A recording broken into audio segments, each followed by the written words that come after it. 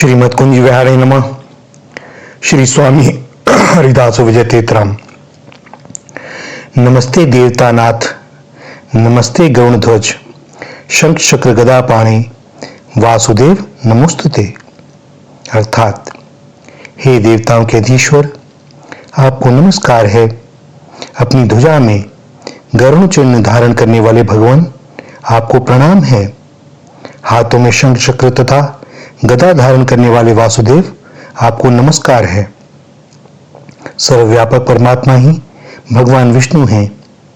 वे ही त्रिदेव के रूप में प्रकट होकर तीन रूप धारण करते हैं। ब्रह्मा सृजनात्मक शक्ति के रूप हैं, भगवान महेश्वर संहारात्मक शक्ति हैं तथा भगवान विष्णु जगत की पालनी शक्ति हैं। ये ही अपनी शक्ति महालक्ष्मी के साथ पुनः विविध रामादि रूपों में अवतरित होते हैं। यह अजायमान अर्थात अजन्मा होते हुए भी बहुधा विजायते अर्थात बहुत रूपों में अवतरित होकर जीवों का कल्याण करते हैं और अपने आचरण से, व्यवहार से लोक को जीवनचर्या की सीख देते हैं। भागवत में कहा गया है कि भगवान का नर रूप में अवतरण मनुष्यों को शिक्षा देने के लिए ही हुआ है। भगवान विष्णु कल्याण मंगल के स्रोत हैं। एक बार की बात है, देवराजेंद्र ने भगवान विष्णु से पूछा, भगवान, आप ही समस्त प्राणियों की सृष्टि करते हैं और आप ही मनुष्यों सहित सभी प्राणियों की सनातन प्रकृति हैं। कृपया आप धर्म के तत्व को समझाने की कृपा करें। इस पर भगवान बोले, हे देवेंद्र, ब्रह्मचारी ब्राह्मण को घर में आया देख गृहस्थ पुरुष सर्वप्रथम उसे भोजन करावे, तत्पश्चात स्वयं भोजन को ग्रहण करे तो उसका यह भोजन अमृत के समान माना गया है। जो प्रातःकाल की संध्या करके सूर्य के सम्मुख खड़ा होता है, उसे समस्त तीर्थों के स्नान का फल मिलता है और वह सब पापों से छुटकारा पा जाता है। जीवन में क्या करने योग्य है और क्या न करने योग्य, इसके संबंध में उन्होंने नारद जी को बताते हुए कहा, हे देवर्षि, यज्ञ, दान और तप ये मनुष्यों को पवित्र करने वाले हैं, इसलिए निष्काम भाव से इनका अनुष्ठान करना चाहिए। जगत के पालन में सर्वातिशायी ऐश्वर्य की अपेक्षा होती है, अतः भगवान विष्णु में परमेश्वर का अस्तित्व है। समग्र ऐश्वर्य, समग्र धर्म, समग्र यश, समग्र श्री, समग्र ज्ञान तथा समग्र वैराग्य जिसमें हो, वही भगवान है। भगवान विष्णु पंचायुधधारी हैं। उनके पंचायुधों के नाम इस प्रकार हैं: सुदर्शन चक्र, पांचजन्य शंख, शंख, कौमोदकी गदा, नंदक खड्ग तथा शारंग धनुष। जिस प्रकार भगवान अचिंत अनंत ऐश्वर्य संपन्न हैं, वैसे ही उनके पंचायुध भी हैं। धर्म की रक्षा, दुष्टों का संहार तथा अपने भक्तों के पालन के लिए प्रभु इन आयुधों को धारण करते हैं। भगवान की भक्त वत्सलता, सुशीलता, क्षमा तथा करुणा सर्वोपरि है। भगवान ने जब हिरण्यकशिपु को मारने के लिए नरसिंह अवतार ग्रहण किया तो देवता आदि भयभीत होकर कोई भी उनके सामने न जा सका। तब आपस में परामर्श कर देवताओं ने कहा कि जिसकी रक्षा के लिए भगवान ने यह रूप धारण किया है, उसी को उनके पास उन्हें शांत करने के लिए भेजना चाहिए। और बालक प्रहलाद निर्भय होकर नरसिंह भगवान के पास गए। भगवान ने प्रहलाद को गोद में बैठा लिया और उसके सर पर हाथ फेरते हुए उससे क्षमा मांगी और कहा, वत्स, कहाँ तो तुम्हारा यह कोमल शरीर और सुकुमार अवस्था, और कहाँ उस पर मतवाले जल्लादों द्वारा दी गई कठोर यातनाएं, परंतु ये सब विषमताएं मैं देखता ही रहा। मुझे आने में जो विलंब हुआ, उसके लिए मैं तुमसे क्षमा मांगता हूं। एक बार की बात है, महर्षि मार्कंडेय जी ने भगवान से पूछा, भगवान, भगवत बख्श के लक्षण क्या हैं तथा वे कौन से कर्म हैं जिनको अपनी जीवनचर्या में अपनाकर व्यक्ति भगवान का प्रिय हो सकता है। भगवान इस प्रश्न को सुनकर बड़े प्रसन्न हुए और बोले, महर्षि, जो संपूर्ण जीवों के हितैषी हैं, जो दूसरों के दोष नहीं देखते, जो इंद्रियों को वश में रखने वाले और शांत स्वभाव हैं, वे श्रेष्ठ भगवत भक्त हैं। जो मन, वाणी तथा क्रिया द्वारा दूसरों को पीड़ा नहीं पहुंचाते, जिनकी बुद्धि सात्विक है और भगवत कथा श्रवण में लगी रहती है, वे उत्तम भक्त हैं।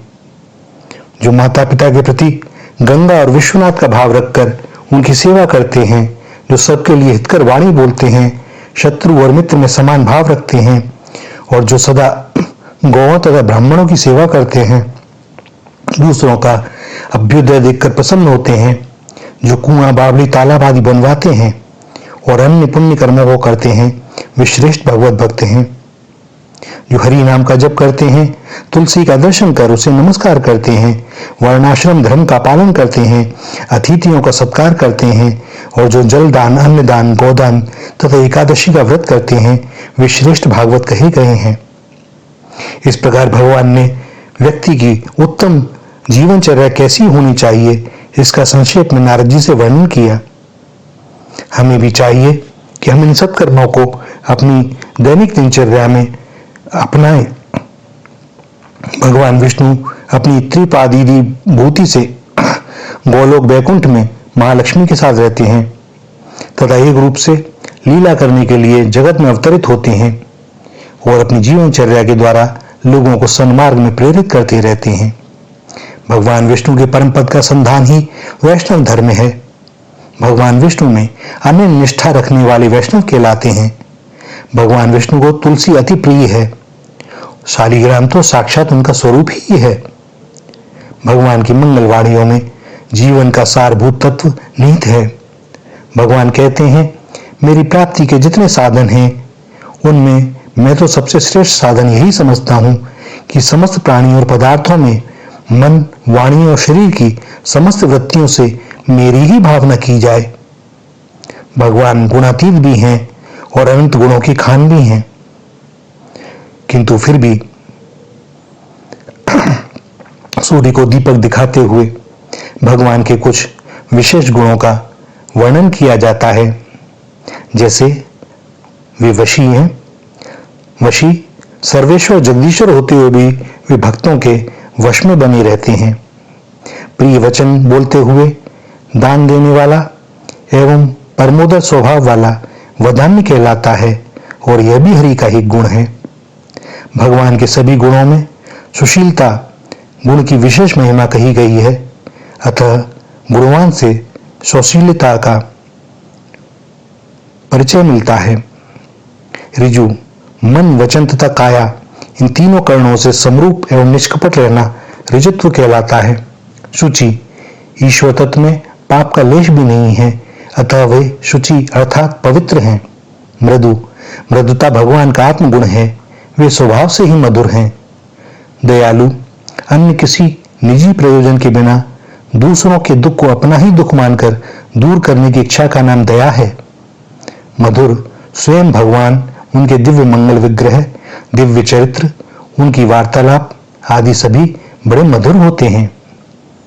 स्थिर, आश्रित अपराधियों के दोषों का उद्घाटन करने पर भी भगवान शुद्ध नहीं होते, सम और स्वस्थ बने ही रहते हैं। वे सम हैं। जाति गुण वृत्तादि के कारण उच्च नीच जनों के प्रति भी उनके शरणागत होने पर भगवान पक्षपात रहित समान व्यवहार करते हैं। यही उनकी समता का गुण है। कृति, भगवान आप्त काम है, पूर्ण काम है। किसी वस्तु की उन्हें कमी नहीं है जिसे वे किसी कर्म द्वारा प्राप्त कर सकें।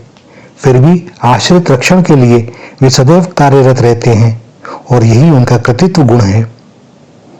कृतज्ञ, दूसरों के किए हुए उपकार को याद रखने वाला कृतज्ञ होता है। ये गुण जो भगवान में विशेष रूप से गिनाए गए हैं, अगर हम जीवों के कल्याण के लिए भी अन्यतम साधन हैं। इनमें से यदि एक भी गुण हमारी अपनी दैनिक जीवनचर्या में आ जाए तो फिर कल्याण होने में कोई संदेह नहीं। जीवन में माता पिता तथा गुरु की सेवा को सर्वोपरि बताते हुए भगवान विष्णु ने देवताओं को बताया कि हे देवगुणों, गुरु की अवहेलना करने से सारा अभ्युदय नष्ट हो जाता है। जो पापी हैं, अधर्म में तत्पर हैं तथा केवल विषयों में ही रचे बसे रहते हैं, जिनके द्वारा अपने माता पिता की निंदा होती है, निसंदेह वे बड़े ही भाग्यहीन हैं।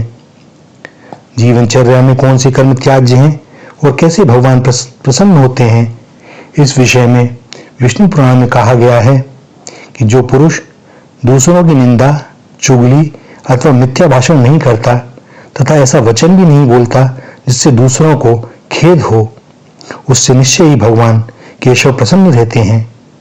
जो पुरुष दूसरों की स्त्री, धन और हिंसा में रुचि नहीं करता, उससे सर्वदा ही भगवान केशव संतुष्ट रहते हैं। जो व्यक्ति स्वयं अपने और अपने पुत्रों के समान ही समस्त प्राणियों का भी चिंतक होता है, वह सुगमता से भगवान को प्रसन्न कर लेता है। जिसका चित्त राग आदि दोषों से दूषित नहीं है, उस विशुद्ध चित्त पुरुष से भगवान विष्णु सदा संतुष्ट रहते हैं। शास्त्रों में जो जो वर्णाश्रम धर्म करे गए हैं, उनका आचरण करके पुरुष विष्णु की आराधना कर सकता है। इस प्रकार इन कथनों में जीवनचर्या सहित संबंधी जो विधि निषेध दिए गए हैं, उनका परिपालन हम सबके लिए बड़ा आवश्यक है। यही भगवान का अनुशासन। श्री राधा, श्री राधा, श्री राधा।